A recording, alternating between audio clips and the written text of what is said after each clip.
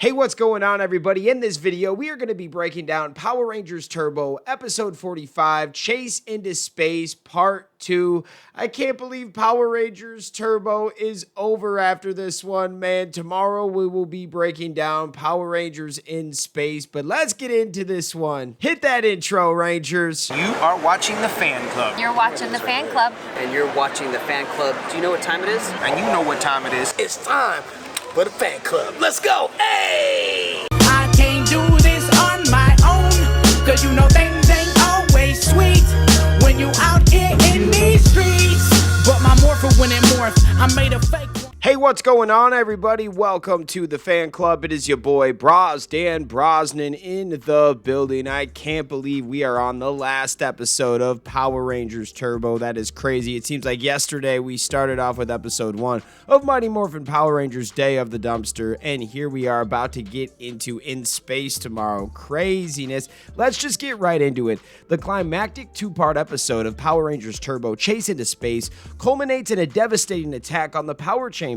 Initially, the Rangers fend off a Piranhatron assault with the assistance of the Lightning Cruiser and Storm Blaster, but the overwhelming numbers force a retreat back into the power chamber, with the Piranhatrons breach using brute force, destroying the surveillance camera and overpowering the Rangers' defenses.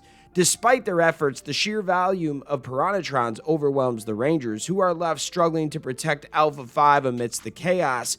Elgar, seizing the opportunity, destroys Zordon and Demetria's plasma tube, rendering their return impossible, and plants explosives throughout the power chamber before escaping. Divatox detonates the explosives, completely obliterating their headquarters, while Divatox gloats and begins searching for their bodies amidst the rubble. A messenger from Dark Spectre abruptly interrupts her triumph, ordering her to the Cimmerian planet to deal with the captured Zordon. This unexpected summons forces Divatox's retreat, leaving the Rangers to regroup amidst the wreckage of their destroyed command center. Having lost their turbo powers and with no apparent means of assistance, the demoralized Rangers find solace in the discovery of the power decoder, a crucial device for their upcoming space mission. The resourceful Justin devises a long-shot plan, infiltrating the Angel Grove NASADA base and securing a space shuttle launch. A plan he achieves through a mixture of stealth and bold pronouncements before disappearing mysteriously after the shuttle takes off. Justin decides to stay with his father while the Rangers launch into the great unknown. The former Blue Ranger watches the shuttle ascend, marking the end of an era and the beginning of a desperate mission to rescue Zordon and confront the impending darkness. This was wild. I remember being, I want to say it was like second grade this came out. Maybe first, second grade. And I remember watching this episode and they said like, this Saturday or next week, whatever, Power Rangers in Space, watch it tomorrow. And I was geeking out. I remember like waking up early to watch that and being like, yo, this is legit. Power Rangers had me in a chokehold. And for all the people that say that Power Rangers Turbo is such a bad season, this has to be one of the best season finales in Power Rangers history, and it's the only time where a season ends where the Power Rangers actually lose. Like, they are defeated, they have no more powers, their base is gone, their Zords are gone. If Divatox wasn't sent to the Cimmerian planet, she probably would have won. It's crazy. This was such a good episode. I really enjoyed this one. What are your thoughts? Let us know in the comments. Before I let you go, let's get into some notes and trivia from Ranger Wiki. Divatox's army captures Lightning Cruiser and Storm Blaster in this episode. They will be seen again in Space's True Blue to the rescue. This is the final appearance of the original Command Center exterior, as well as the Angel Grove Youth Center gym and juice bar. Both had been in place since the first episode of Mighty Morphin Power Rangers Day of the Dumpster. This is the final appearance of the Power Chamber. This is also the final appearance of the Turbo Weapons, and last episode was the last appearance of the Turbo Ram. Although the Turbo Lightning Sword would somehow survive and pop up in Wild Force's Forever Red. This is the final use of the original Go-Go Power Rangers communicator chime. This episode also marks the final time Carlos, Ashley, and Cassie are known to use the turbo powers. Bulk Skull and Lieutenant Stone did not appear in part 2.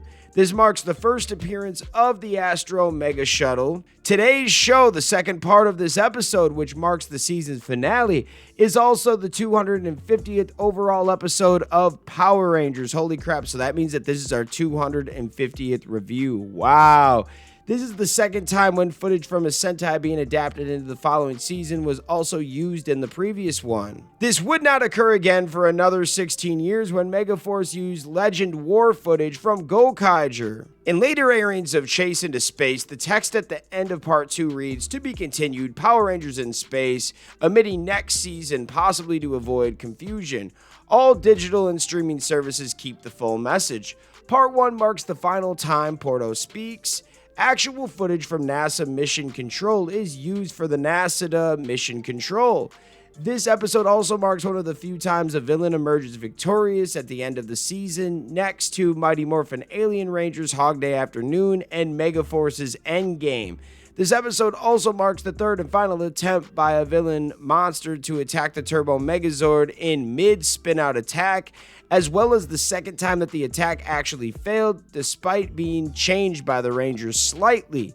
Dark Spectre's messenger was played by Judd Lynn, who also wrote and directed the episode. This is the first mention of Dark Spectre, a main antagonist in Space.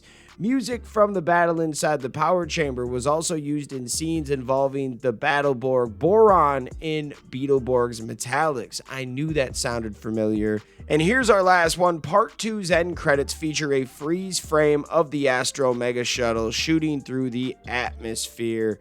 Wow, what a season. It started off pretty bumpy, I'm not going to lie, but by the time we saw TJ, Ashley, Carlos, and Cassie, it got a lot better.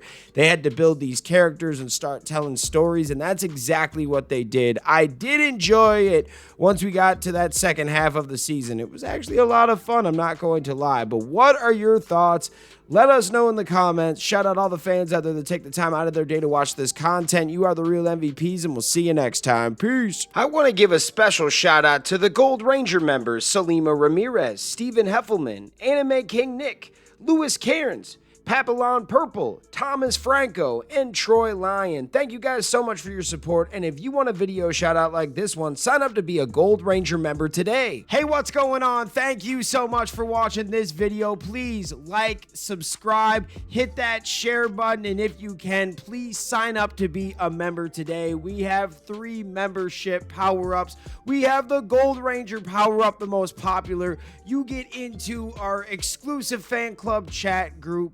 We have fan exclusive videos that we are adding monthly now, and you get a video shout out. Yes, folks, at the end of our videos, I will shout out your name. We also have the Quantum Ranger power up where you get monthly meetings online with me. Yes, folks, we will talk once a month on Zoom, and you can give me your ideas for future episodes. And then we have a professional package, the Dr. K power up. That is for businesses that want to tap into the platform. If you guys can, please sign up to be a member today. It is highly appreciated, and it helps us keep these videos going. Thank you so much for watching, and we'll see you next time. Peace. Hi, we're Bulk and Skull. We have been requested by the fan club to say something funny.